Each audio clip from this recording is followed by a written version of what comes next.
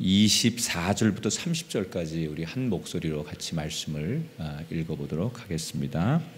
천부장이 바울을 영내로 데려가라 명하고 그들이 무슨 일로 그에 대하여 떠드는지 알고자 하여 채찍질하며 신문하라 한데 가죽줄로 바울을 매니 바울이 곁에 서 있는 백부장더러 이르되 너희가 로마 시민 된 자를 죄도 정하지 아니하고 채찍질할 수 있느냐 하니 백부장이 듣고 가서 천부장에게 전하여 이르되 어찌하려 하느냐 이는 로마 시민이라 하니 천부장이 와서 바울에게 말하되 내가 로마 시민이냐 내게 말하라 이르되 그러하다.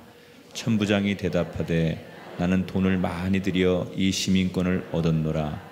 바울이 이르되 나는 나면서부터라 하니 신문하려던 사람들이 곧 그에게서 물러가고 천부장도 그가 로마 시민인 줄 알고 또 그 결박한 것 때문에 두려워하니라. 이튿날 천부장은 유대인들이 무슨 일로 그를 고발하는지 진상을 알고자 하여 그 결박을 풀고 명하여 제사장들과 온 공회를 모으고 바울을 데리고 내려가서 그들 앞에 세우니라. 아멘. 우리 찬송가 405장 주의 친절한 팔이 안기세, 이 찬송 한번 힘있게 박수 치면서 너무 축 처져 계신 것 같아서 금요시면은 좀 힘있게 우리 영혼들이, 지친 영혼들이 새 힘을 얻을 수 있도록 찬송도 좀 뜨겁게 하고 기도도 부르짖어 하고 뭐 좀 이렇게 아주 기본적인 것에 그렇게 힘을 좀 다했으면 좋겠습니다. 우리 박수 치면서 한번 정말 은혜를 사모하고 우리의 침체된 잠자는 영혼들이 이 찬송 소리와 함께 마치 군인들이 군가를 부를 때 그 군가 소리에 자기의 사기를 스스로 세우고 그 군인의 신분을 회복하는 것처럼 우리가 이 찬송을 부르면서 그런 믿음의 회복 또 성령의 역사를 사모하며 힘있게 한번 박수치며 찬송하겠습니다.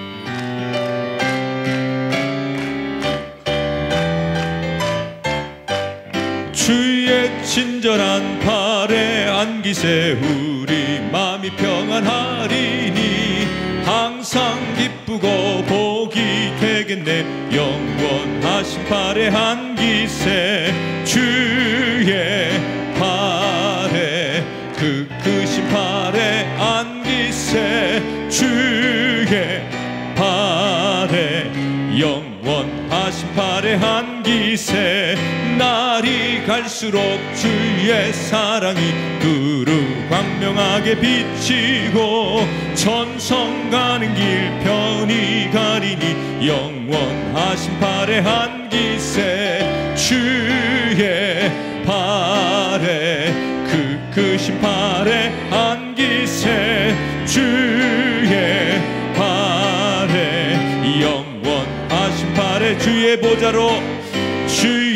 보좌로 나아갈 때에 기뻐 찬미소리 외치고 겁과 두려움 없어지리니 영원하신 팔에 안기세 주의 팔에 그 크신 팔에 안기세 주의 팔에 영원하신 팔에 안기세.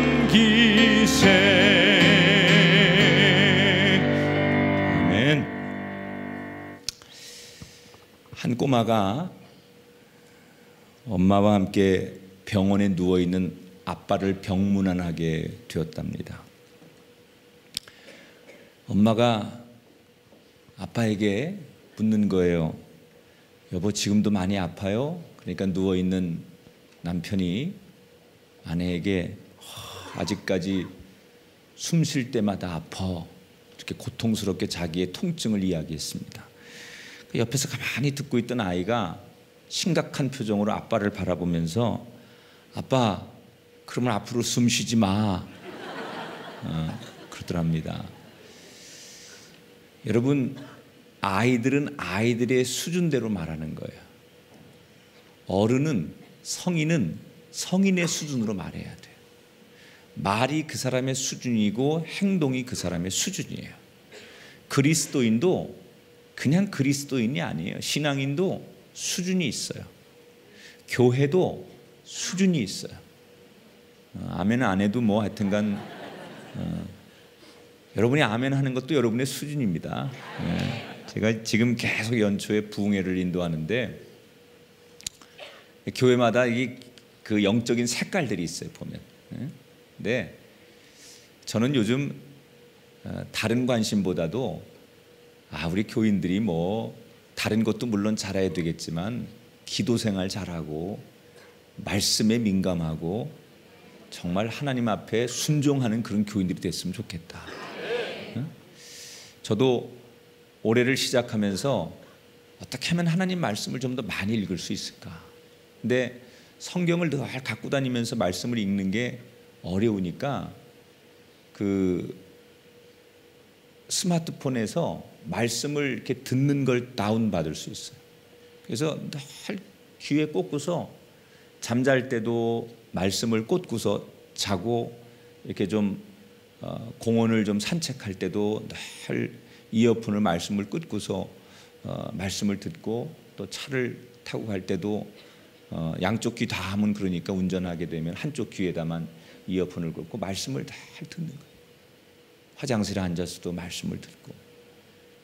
그러니까 구약 성경을 제가 올해 이제 그렇게 연초부터 시작했는데 벌써 수백 장을 이렇게 말씀을 계속 들으니까 수백 장을 지금 말씀을 계속 듣는 거예요.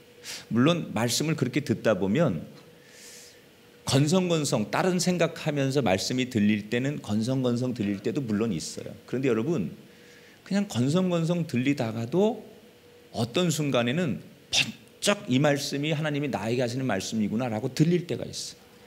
그래서 말씀이 뭐 내가 오늘 정신 집중하고 이 말씀을 읽고 말씀을 들어야지 그래서만 은혜가 아니라 날 말씀을 중얼중얼 읽고 말씀을 듣고 하다 보면 어느 순간에 어떤 말씀 하나가 콱 나에게 올 때가 있어요. 예배도 그런 것 같아요. 예배 드릴 때마다 100% 여러분이 막 영적으로 민감하고 영적으로 은혜 받는 거 아니잖아요. 어느 때는 예배 드리는데도 그냥 딴 생각도 들고 뭐 오늘은 뭐 컨디션도 안 좋고 유독 말씀에 집중도 안 되고 그럴 때가 있지만 그냥 다 그럼에도 불구하고 습관처럼 예배를 나오다 보면 어느 날 어느 예배에 하나님께서 나에게 큰 은혜를 주실 때가 있어요. 그러니까 은혜 받는 분들은 그런 것 같아요. 어느 날 갑자기 은혜 받는 게 아니라 매일 새벽 기도 나오고 매일 기도 생활하고 매일 말씀을 대하는 사람은 어느 순간에 그게 팍 하고 오는 거예요. 오늘도 여러분 어느 순간에 그냥 늘 드리던 예배였고 늘 나오던 예배였는데 오늘따라 그 말씀 그 은혜가 나에게 임하는 그날이 되기를 주의 이름으로 축원합니다. 그래서 제 2015년 목표는 그냥 제가 있는 방, 공간, 제가 있는 그 모든 곳에 말씀이 이렇게 향수처럼 배어 나오게끔 그냥 이 벽에서도 막 말씀이 쏟아지고 방바닥에서도 말씀이 올라오고 오직 성경 말씀이 그냥 내 안에서 넘쳐나도록 그렇게 만들어 보죠. 그래서 여러분들에게도 제가 권하는 건 말씀을 읽으면 좋아요. 사실 말씀을 큰 소리로 옛날 우리 그 조상들이 하늘 전 따지 이러고 이 말씀을 이렇게 그 글을 배울 때 그렇게 소리내서 읽었잖아요. 그게 뭐 맨날 그 의미를 알아서 하겠어요. 그냥 하다 보면 그게 익혀지고 그게 진리를 터득하게 되고 학문을 탐구하고 그러는 것처럼 말씀을 자꾸 소리내서 읽으면 좋은데 이게 소리내서 읽는 게 힘드니까 요즘은 참 좋아져요. 말씀을 듣는 게 많아요. 그 앱에 다운을 받으시면요, 여러분 휴대폰에서 다운 받는 게 있어요. 말씀을. 그러면 성우들이 낭독을 해줍니다. 참 좋은 목소리로 그 말씀을 또랑 이렇게 읽어주는데 속도도 굉장히 빨라요. 그래서 늘 꽂고 있으면 내가 읽는 속도나 성우가 읽는 그것을 듣는 거나 말씀을 낭독하게. 그래서 제가 올해 이렇게 하면 한 5독 이상은 하겠다. 성경 한 5번은 내가 통독을 하겠다. 그런 마음으로 성경을 자꾸 말씀을 많이 대하는데 근데 힘이 생기는 거 있죠. 내 안에 말씀이 들어오니까 힘이 생기는 거예요. 지혜가 생기고 그 말씀이 내 안에 들어오니까 나를 회복하게 하고 여러분들에게도 올 한 해 정말 그리스도인으로서 수준이 높아지는 한 해가 되시기를 주의 이름으로 축원합니다.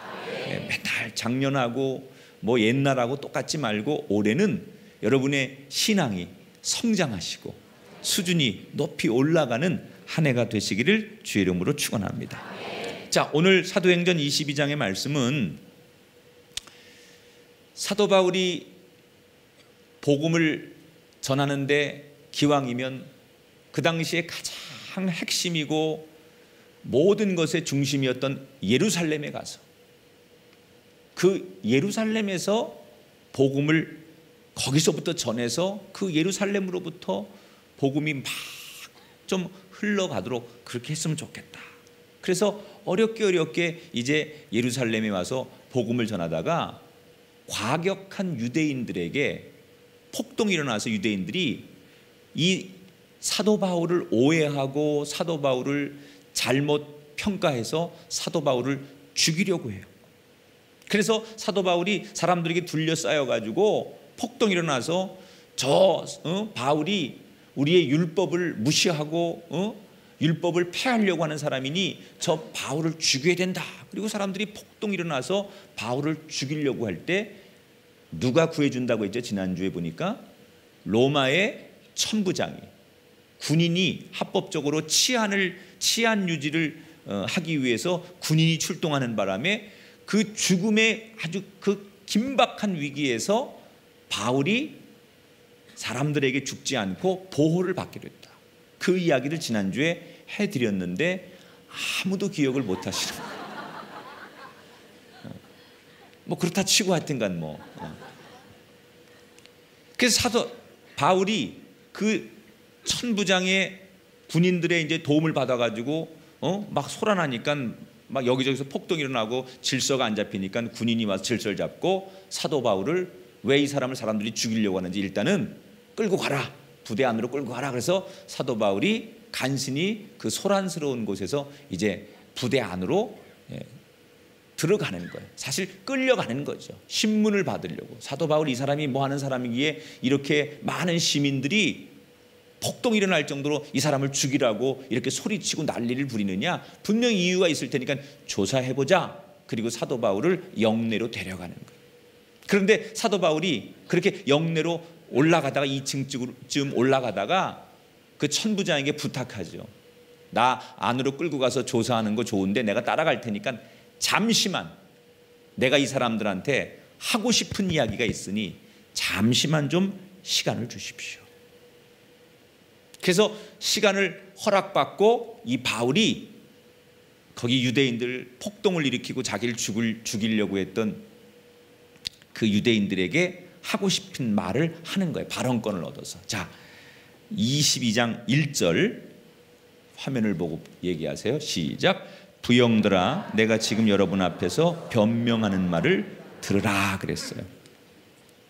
지금 사도 바울은 자기를 죽이려고 하는 사람들, 자기를 어렵게 만든 사람들, 그 사람들에게 뭔가를 하고 싶은 이야기를 하겠다는데 호칭을 어떻게 부르느냐. 여기 보니까 부형들아 이렇게 불러요. 부형들아. 이거는요 굉장히 상대방을 높이는 호칭이에요. 우리말로 말하면 선배 여러분 아니면 형제 여러분, 이런 아주 상대방을 높이고 인격적인 그런 대우를 할 때 쓰는 호칭이에요. 여러분, 호칭이 그 사람의 마음이죠. 어떤 분들은 호칭을 부를 때 꼭 야, 그 목사 있잖아 이렇게 말하는 분, 우리 교회는 아닐 거라고 생각해요. 난 우리 교회에서 그런 사람 못 들었는데 이건 정말 나쁜 거예요.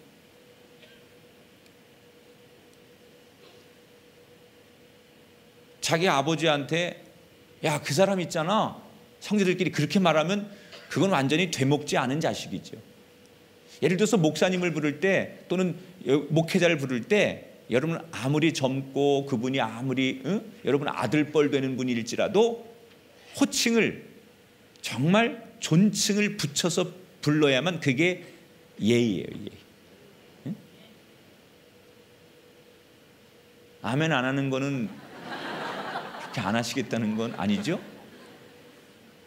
그러니까 사람이 기분이 나쁘면, 감정이 상하면 자기를 해하려고 한 사람들에게 좋은 말이 안 나오게 돼 있어요. 그런데 이 바울은 그 위급한 자기가 어려움에 처한 상황에서도 그 사람들한테 지금 유대인들에게 뭐라고 해요?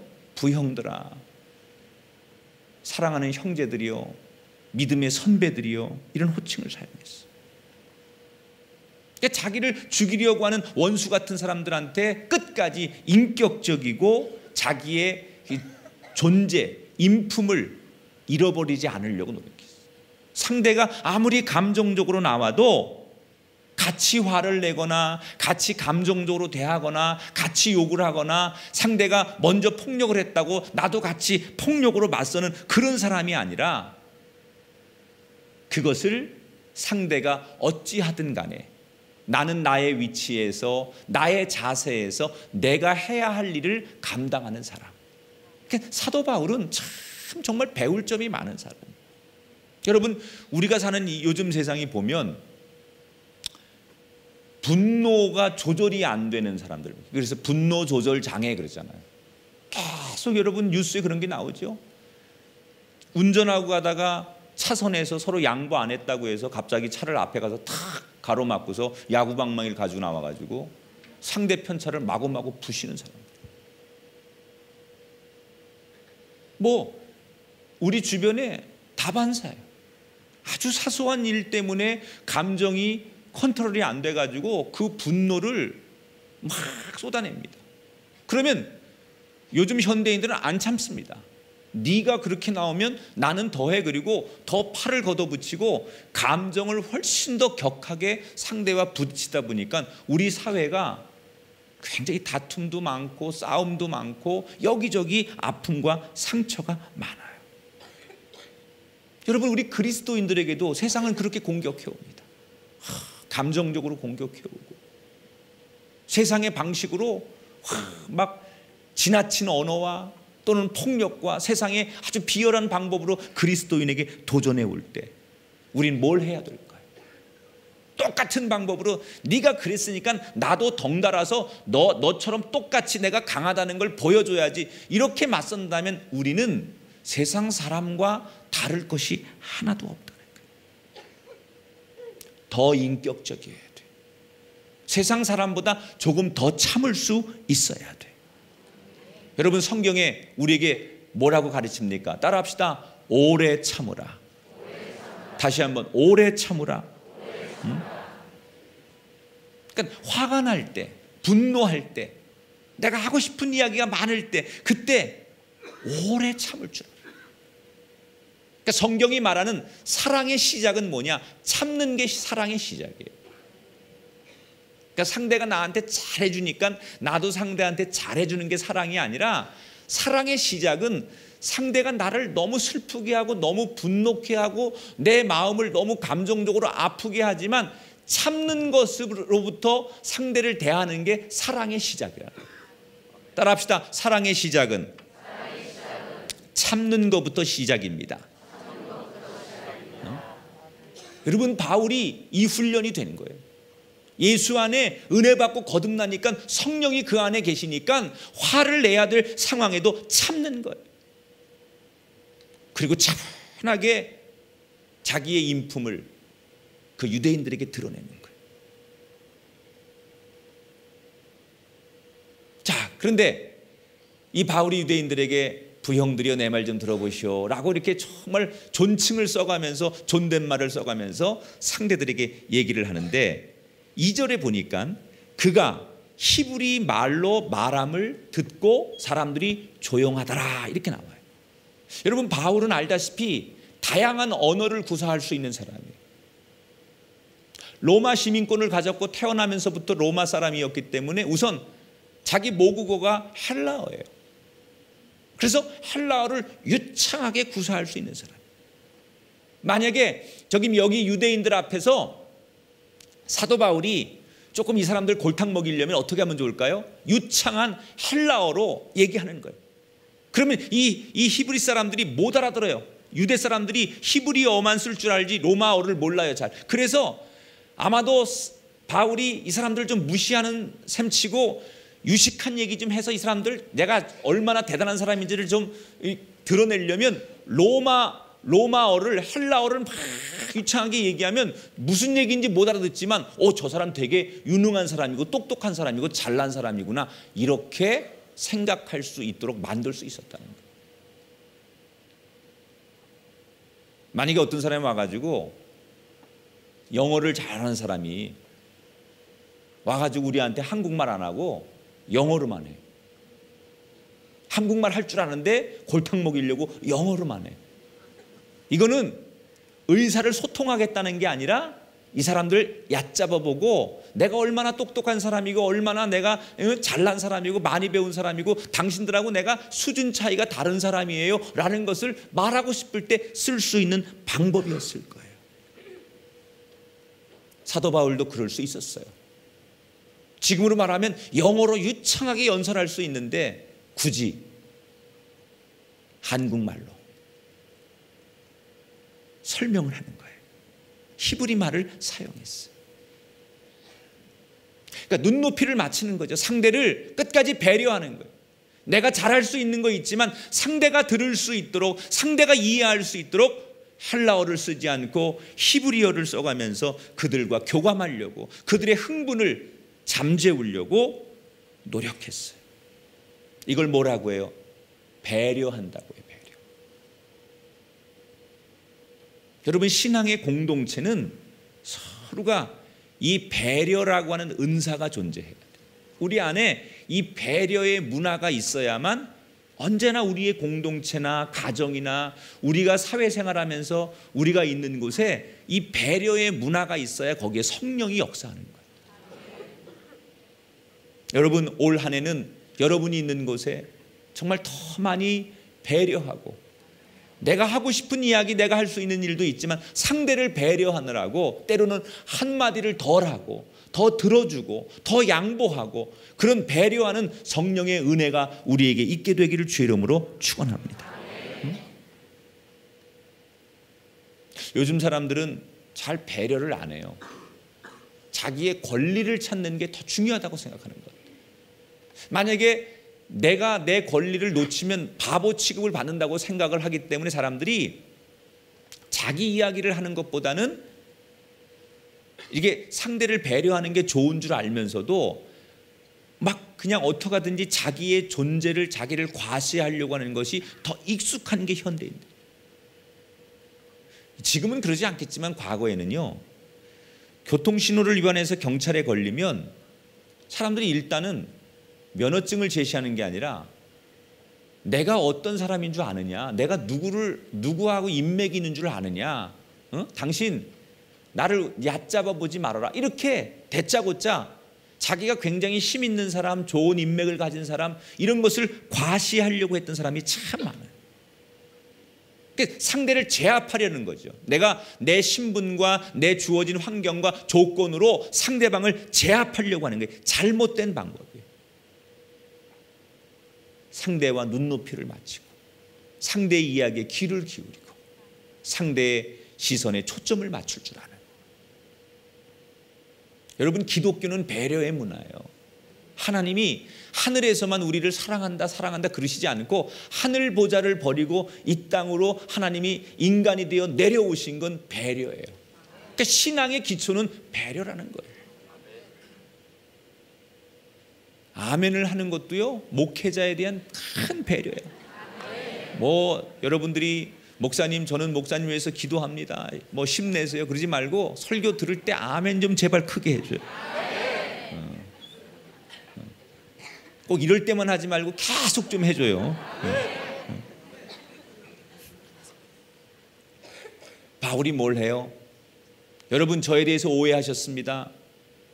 전 그런 사람 아닙니다. 여러분이 생각하는 것처럼 지금 여러분이 뭔가를 착각하고 있습니다. 크게 오해하셨습니다. 그리고 이 유대인들이 자기를 죽이려고 걸었던 죄목에 대해서 변증을 시작했어요.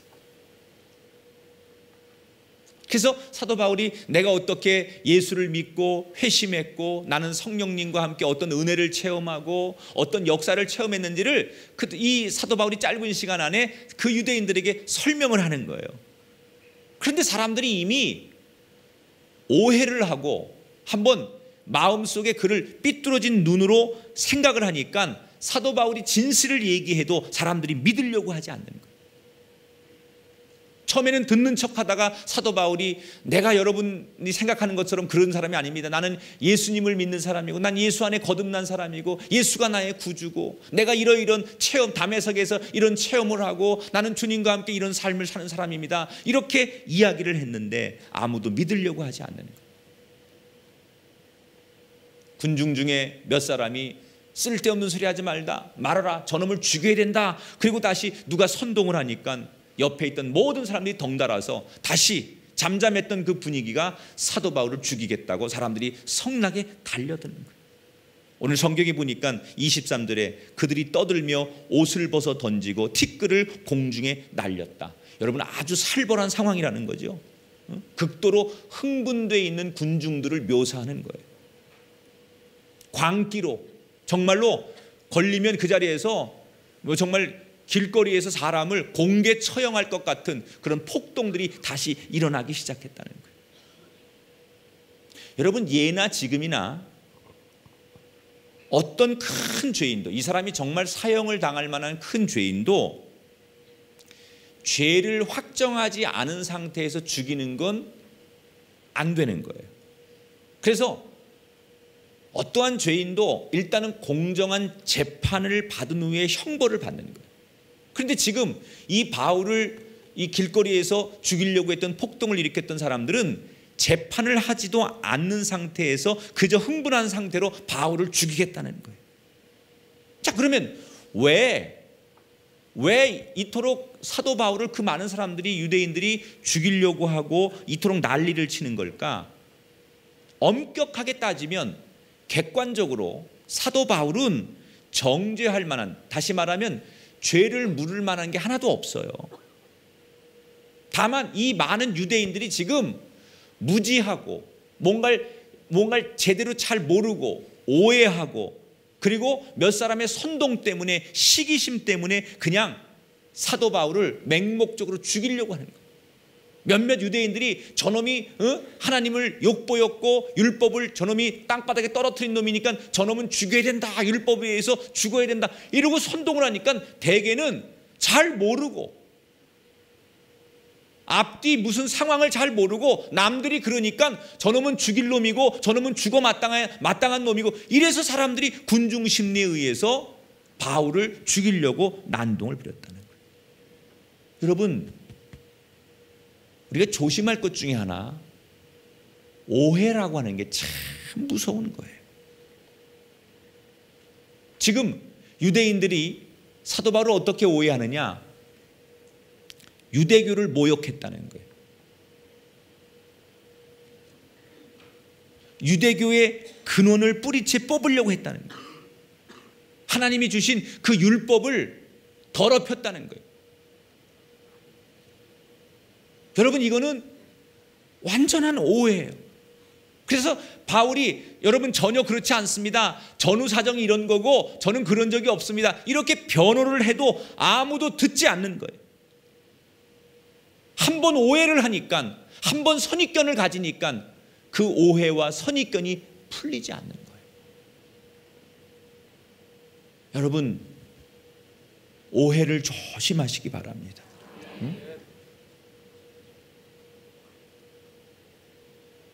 국민 여동생이라고 불리는 우리나라 가수 가운데 아이유라는 가수가 있죠.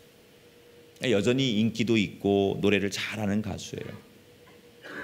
근데 처음에 나와서 이 아이유라는 가수가 참 아주 노래도 잘하고 그 5단 고음 그래가지고 막 그러면서 막 국민 여동생 이래서 굉장히 인기를 얻고 사람들한테 주목을 받았어.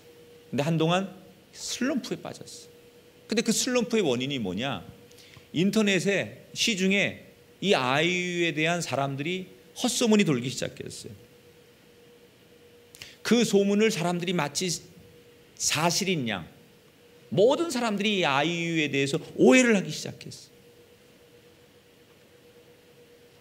실제로는 아이유가 동거를 한다, 누구하고 결혼을 했대더라, 그래서 비밀리에 아이까지 낳았대더라, 이런 소문이 돌면서 그 착하고 참신한 이미지가 타격을 입기 시작합니다. 마녀 사냥이죠. 그런데 사람들이 그걸 믿는 거예요. 그리고 그렇다며 라고 사람들이 하나 둘씩 동조하면서 이 아이유라고 하는 가수가 노래를 아무리 잘하고 아무리 열심히 해도 옛날에 그 사람들로 받았던 관심과 사랑을 받지를 못하는 거예요. 여러분, 오해 없이 허물이 있으면 덮어주고 진실이 아닌 것은 듣지 않고, 여러분, 그런 여러분의 정말 분별의 영이 있게 되길 주의 이름으로 축원합니다.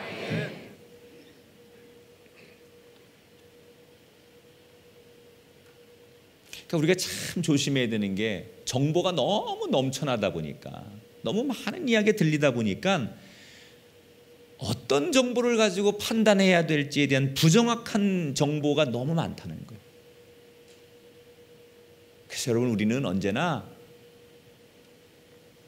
하나님의 말씀이 자꾸 들려야 돼요.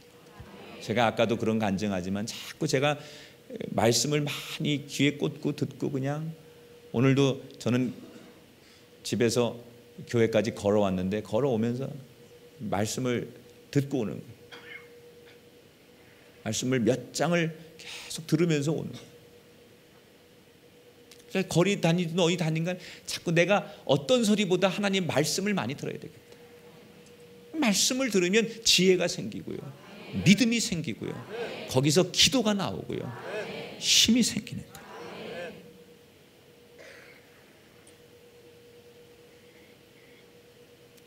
오해와 무지로 사도 바울을 죽이려고 막 달려들 때 천부장이 더 이상 소란스러우면 안 되니까 빨리 사도 바울을 영내로 데리고 들어가라. 그리고 들어가자마자 사도 바울을 신문하는 거예요. 천부장이라는 사람이 원래 책임자인데 그 밑에 백부장에게 이 사도 바울이라는 사람이 누군지 알아봐라. 그리고 왜 이렇게 소란스럽게 사람들이 이 사도 바울을 저 거리에서 군중들이 죽이려고 했는지 뭔가 죄목이 있을 거 아니냐. 그리고 신문을 시작합니다. 25절에 가죽줄로 바울을 매니 바울이 곁에 서 있는 백부장들이 이르되 너희가 로마 시민된 자를 죄도 정하지 아니하고 채찍질할 수 있느냐 하니 그랬어요. 바울을 신문하려고 하니까 신문하려고 하는 백부장에게 사도 바울이 뭐라 그랬어요? 나는 사실은 로마 시민권을 가진 사람이다 그랬어요. 그랬더니 백부장이 깜짝 놀라더라는 거예요.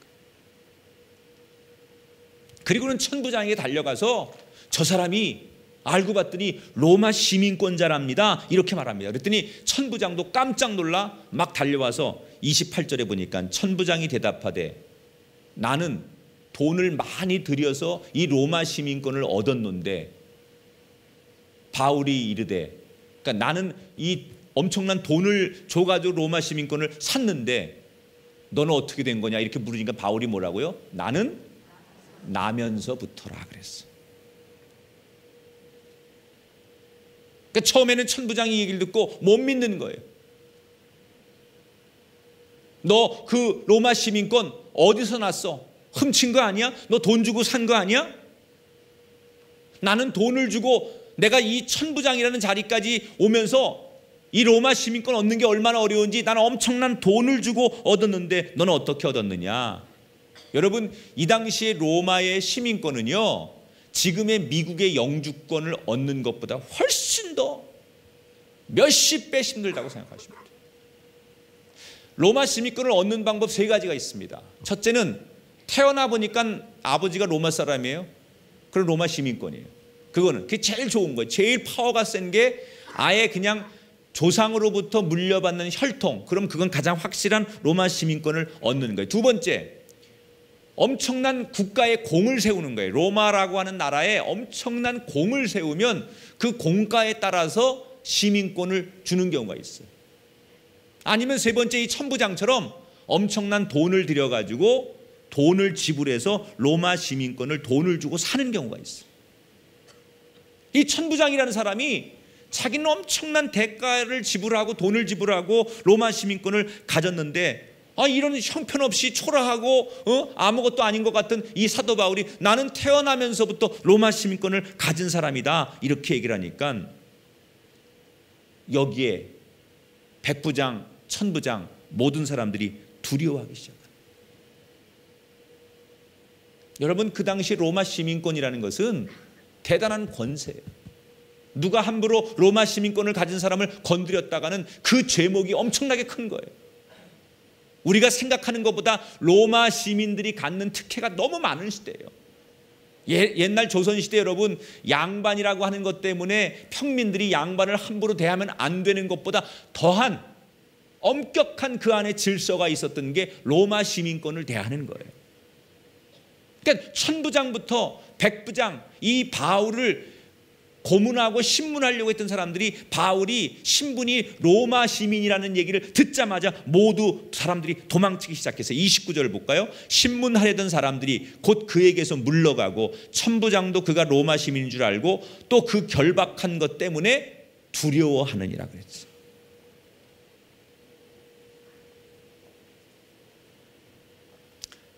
저는 이 구절에서 하나님이 사도 바울을 도와주시는데, 여러분 예를 들어서 베드로가 옥에 갇혔을 때 성령이 역사해서 옥문이 저절로 열리고 신비로운 환상이나 여러 가지 성령의 역사나 이런 것을 통해서 베드로를 돕거나 그 밖에 많이 하나님이 기적으로 사람을 돕는 경우가 있었어요. 그런데 그건 하나님의 보편적인 방법이 아니에요. 아주 특수한 방법이고, 하나님이 우리를 돕는 보편적인 방법은 지금 이 사도 바울을 돕는 방법처럼 우리를 도우시는 분이 하나님이라는 거예요. 다시 말하면 이미 하나님이 우리에게 원래부터 주신 은사, 우리의 환경, 내가 가지고 있는 이 조건, 이런 것들을 가지고 우리를 하나님께서 도우신다는 거예요.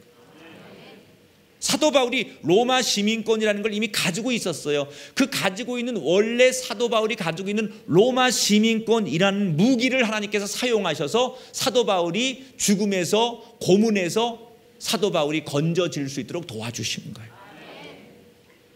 여러분, 우리는 기도하면 하나님께서 막 히스기야 때처럼 천사를 보내주시거나 사도 바울을, 베드로를 기적적으로 감옥에서 구출해 준 것처럼 뭐 놀라운 신비로운 것들로 하나님께서 우리에게 역사하실 거다라고 기대하지만, 물론 하나님은 그렇게 할 수 있는 분이지만요, 여러분, 그런 기대보다는 하나님은 내게 지금 있는 이 조건, 지금 내게 있는 이 환경, 하나님이 원래 내게 주신 이 모든 것을 통하여 나를 돕는 분이라는 것을 기억하시기 바랍니다.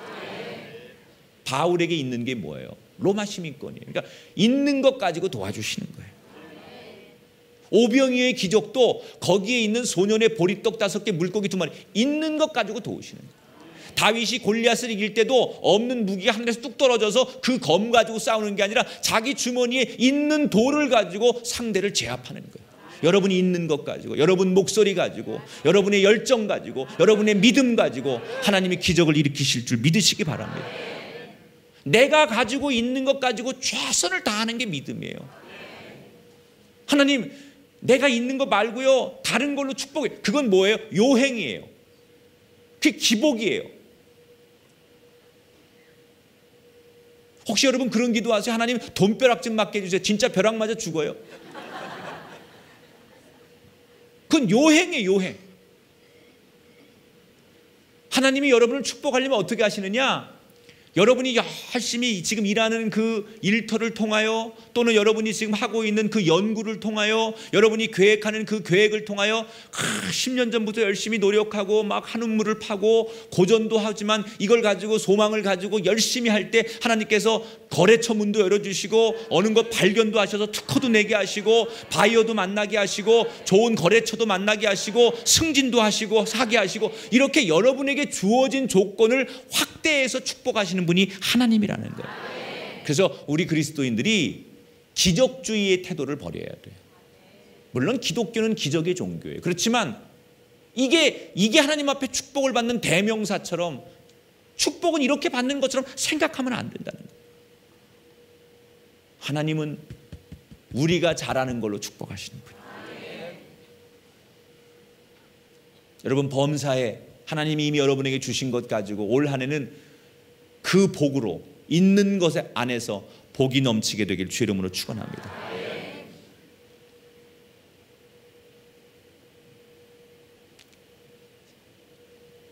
악기 중에 첼로라는 악기가 있죠.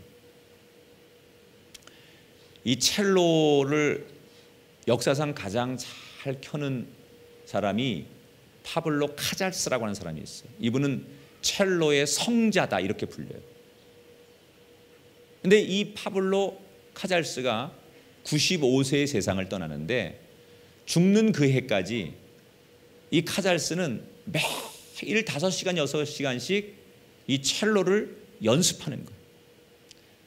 첼로의 성자라고 불릴 만큼 당대의 이분의 연주를 따라올 사람이 없는데도 불구하고 최고의 그런 첼로리스트로 각광을 받는 이분이 95세가 되어서 세상을 떠날 때까지 매일 5시간 6시간씩 연습을 하는 거예요. 한 번 기자가 물었대요. 당신은 첼로의 아버지입니다. 당신만큼 첼로를 연주를 잘하는 사람이 없는데 무엇 때문에 최고의 자리에서 그렇게 하루에 힘들게 그 나이에도 그렇게 첼로를 연습하십니까? 그러니까 카잘스가 이런 얘기를 합니다. 하나님이 내게 주신 은사, 달란트는 이 첼로라는 악기를 연주하는 겁니다. 내게 하나님이 주신 달란트가 난 유일하게 이거라고 생각합니다. 그런데 하나님이 내게 주신 게 이거니까 내가 나이가 먹어서도 하루에 5시간 6시간씩 연습을 하면 매일같이 어제보다 오늘 연습하면 내 실력이 조금 향상되는 것을 나는 느끼기 때문에 매일 연습을 안 할 수가 없습니다. 왜 이 카잘스를 첼로의 성자라고 부르겠습니까? 그 나이에도 내가 5시간 6시간을 연습하면 내 실력이 어제보다는 연습하기 전보다는 향상되기 때문에 나는 날마다 연습할 수밖에 없다 그랬어요. 내가 남들보다 이 악기를 잘 연주하니까 더 이상은 됐어 이렇게 교만하지 않고 하나님이 주신 달란트를 죽는 날까지 개발하며 살았기 때문에 그분의 삶을 사람들이 더 추앙하는 거예요. 여러분, 요행수를 바라지 말고 기적을 바라지 말고 하나님이 여러분에게 주신 달란트로 여러분의 인생의 어려움을 돌파해 나가는 분이 되기를 축원합니다. 나에게 주신 달란트가 뭐냐는 거예요, 여러분. 나에게 제일 좋은 달란트는요, 제가 볼 때 그런 것 같아요. 저는요, 목사님 할 줄 아는 게 아무것도 없어요. 전 남들처럼 뭐 할 줄 아는 게 없어요. 달란트가 전 없어요. 근데요, 저는 없기 때문에 그냥 할 줄 아는 게 없어서 기도밖에 못해요. 이분 최고의 달란트. 그 기도라고 하는 원석이 얼마나 대단한지를 몰라서 그래요. 나는요, 할 줄 아는 게 기도밖에 없어서요. 뭐 나는 어떻게 할 게 없어서 기도만 해요. 이분은 최고의 달란트를 가지고 있어요. 여러분, 기도하면 하늘의 문이 열립니다. 기도는 정말로 모든 믿음의 가장 큰 에너지가 기도예요. 기도. 기도할 때 기적이 일어나고, 기도할 때 변화가 생기고, 기도할 때 역사가 나타나고, 기도엔 정말 놀라운 힘이 있어요. 아무것도 할 수 없고 내가 할 줄 아는 건 기도밖에 없습니다가 아니라 내가 제일 잘하는 게 기도입니다 라고 바뀌게 되기를 축원합니다. 하나님이 지금 사도 바울이 가지고 있는 유일한 장기 하나, 로마 시민권, 이거를 가지고 하나님께서 사도 바울을 건져주시는 거예요. 그래서 공식 재판을 받게 하셨어요. 원래는 약식 재판으로 이게 별로 신분도 어디서 보잘것 없는 사람이고 힘없는 사람인 줄 알고 천부장이나 백부장이 우습게 생각을 하고 공식 재판을 하지 않으려고 했는데 로마 시민권이라는 얘기를 듣고 어떻게 해요? 자세가 바뀌었어요. 이게 보통 사람이 아니구나. 그래서 정식 공식적인 재판으로 사도 바울을 넘겨요. 30절 보니까 이튿날 천부장은 유대인들이 무슨 일로 그를 고발하는지를 진상을 알고자 하여 그 결박을 풀고 명하여 제사장들과 온 공회를 모으고 바울을 데리고 내려가서 그들 앞에 세웠다 그랬어요. 이제부터 공식적인 재판을 받게 하겠다는 거예요. 여러분, 사도 바울이 이 재판을 계기로 그렇게 꿈에 그리던 로마로 갈 수 있는 기틀을 다지게 돼요. 이 재판 때문에 그가 로마로 갈 수 있는 시작이 되는 거예요. 그러니까 하나님은 인간이 생각하지 못하는 방법으로 바울이 갈 길을 미리 준비시켜 놓는 거예요. 여러분, 오늘의 고난이 내일의 축복이라는 것을 기억하시기 바랍니다. 오늘은 어려움이지만 하나님께서 이 어려움의 징검다리를 통하여 우리에게 내일의 축복을 만드시는 분이 하나님이시랍니다. 그래서 우리는 어느 때든지 늘 깨어서 최선을 다해야 돼요. 안 되는 것 같아도, 지금 고난과 실패와 좌절인 것 같아도 그것이 하나님이 우리의 인생을 내일로 준비하는 축복이 될 수 있다는 거예요. 바울이 억울하게 이렇게 지금 재판을 받는 건 정말 억울한 거죠. 무지와 오해 때문에 지금 억울하게 재판을 받는 건데, 이 억울한 재판이 그가 로마로 갈 수 있는 길을 열게 하고 그가 로마로 건너가서 자연스럽게 복음을 전하는 시초가 되었다는 거예요. 여러분은 어느 자리에서든지 우리가 실망하지 않고 최선을 다하면 하나님께서 그 악조건 속에서도 우리의 미래와 내일을 열어주실 줄 믿으시기 바랍니다. 최선을 다하십시오. 바울에게 열린 문이 우리에게도 열리는 축복이 일어나게 될 줄 믿습니다.